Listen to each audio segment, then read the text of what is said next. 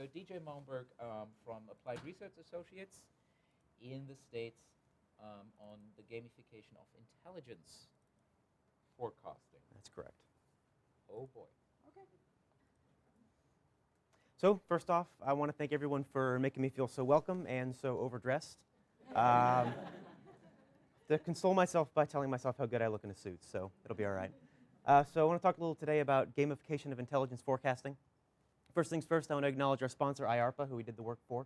None of this would have been possible without them and all of our great teammates. But one thing I want to make clear at the beginning here is that what we did really wasn't about gamification or about building a game.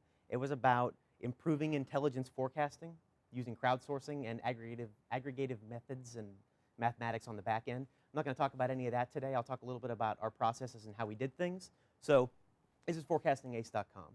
We created this website at the beginning of the project, and this is where we solicited forecasts from our users. So every week we would put up about 8 or 10 new forecast questions. Users would come, we would send an email out to them and let them know there were new questions out there available to be answered.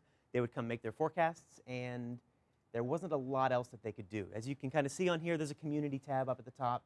We created a group functionality that allowed users to create groups and to forecast in groups. But this was a much more scientific community that we recruited early on, and they didn't really take to the group functionality very much.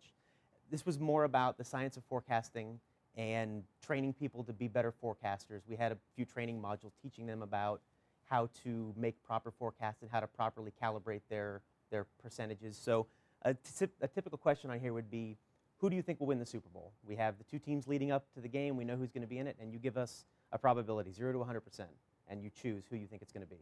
And then we weight things on the back end based on that. So on this site, it was very simple. You come, you answer the question. That's about all there was to do.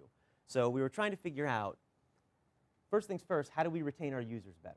If the users disappear and they don't come back, we have no data. We can't analyze the data, so it doesn't do us any good. And if they're coming back, we want them to make a lot of forecasts, and obviously we want them to make good forecasts.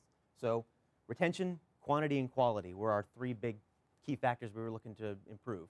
So we looked at gamification. So looking at this problem, we said we have this website, and we're asking people to make forecasts. It's kind of like being an intelligence analyst. So we came up with the idea of a fictional intelligence agency called Global Crowd Intelligence Agency. So the GCI agency casts you as an intelligence analyst. When you sign on to the site, for instance, there are classification levels. So if you don't have the right security clearance, you can't answer certain questions because you're not cleared. So you have to progress through the game to unlock those different security clearance levels in order to answer those questions. You have friends and things kind of like on different social networks. But in this case, your friends are assets. And if they recruit you, then you're a resource for them. So we sort of tried to wrap this whole thing in a narrative around intelligence and being an intelligence agent and an analyst. So this is a shot of Global Crowd. And the thing to note about GCI versus FACE, and I'll be referring to the two sites like that. So FACE is the original, GCI is our game site. The one thing to note is everything on the back end is exactly the same as FACE. So all the same questions, all the same code that brings all the questions up. So we're not showing them anything different. All they're seeing is the game mechanics that the people on the FACE site aren't seeing.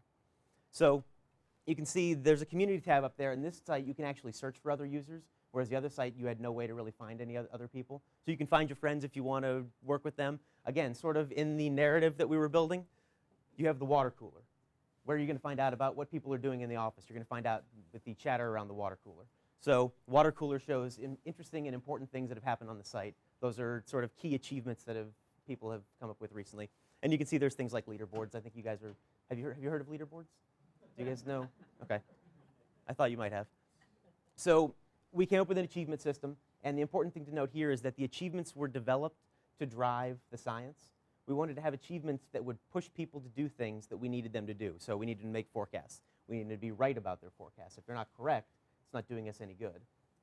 And there's a histogram here. It's not one of the more interesting graphs, but you can see there's some spikes along the way.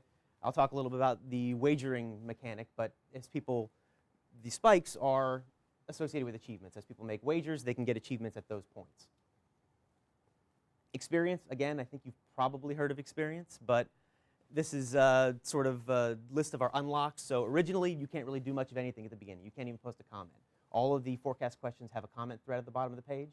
And you have to get to level 2 before you can even post a comment. It's a really easy to get to level 2, so it's not very difficult. And as you can see, so there's going to be a lot of graphs comparing the two sites here. Blue is face, and red is GCI, and that's going to be the standard throughout the rest of the presentation. And the face users didn't see any of these mechanics. The GCI users did. So at the different unlock points, you can see that there are more GCI users who were trying to get to that point, so that it spikes up when they're able to unlock something at the next level. And reputation. So we have a currency system, and we refer to that as reputation. So when you answer a question on the face site, we just ask you, what do you think the probability is that this is going to happen? On the GCI site, we ask you what the probability is, and we say, do you want to wager some of your reputation on it? In the intelligence community or in the business community, your reputation is sort of like your currency. You know, if you have more reputation, you can wager more, you can put more on the line, and maybe your wager carries a little more weight. So this is 0 days from close of the question. This is further out. When you get further out, these are the multipliers on your wagers. So as you can see, there's a wide range of wins. If you are very certain of yourself, you can win quite a bit earlier, but as you get closer and closer to time, the window narrows, so you're not going to get much of a benefit. So we want to try to push people to answer as early as possible, because it's really easy to make a forecast the day before something closes. That's not very difficult. If it's something that's not very likely to happen and it's a day before it closes, really easy forecast. If it's 6 months out, it's a lot more of a challenge there. So after 222 days, and we're comparing the two sites, they went online about a year apart. We're comparing them from the date each of them went online. These are experience points gathered, and this is reputation. So since we use the same backend for both sites, we're able to easily do the analysis on both sites' users. So even though the face users didn't see any of these mechanics, we can figure out what their XP would have been like, and they wouldn't see reputation because they didn't make any wagers, but the face users were very linear. They didn't see any of it. Nothing really drove them. The GCI users, you can see that they are acting to get as much experience and reputation as they possibly can. So the next few slides are going to be about results between the two. So the red is GCI, the blue is face. Every week we send an email out on Tuesdays. So the spikes are emails. Both sites experience a spike when you get an email, because obviously people know that there are new forecasts to make. But the face site drops down to almost no activity in between emails, because there's not really much else to do. With more things to do, discussion threads and things to actually chase after for our users, we see less of a drop in between the emails than we do on the face site. Also, we see users making more forecasts on the GCI site. So these are problems with the number of answers per problem, and GCI users on average are answering problems more often than the face users are.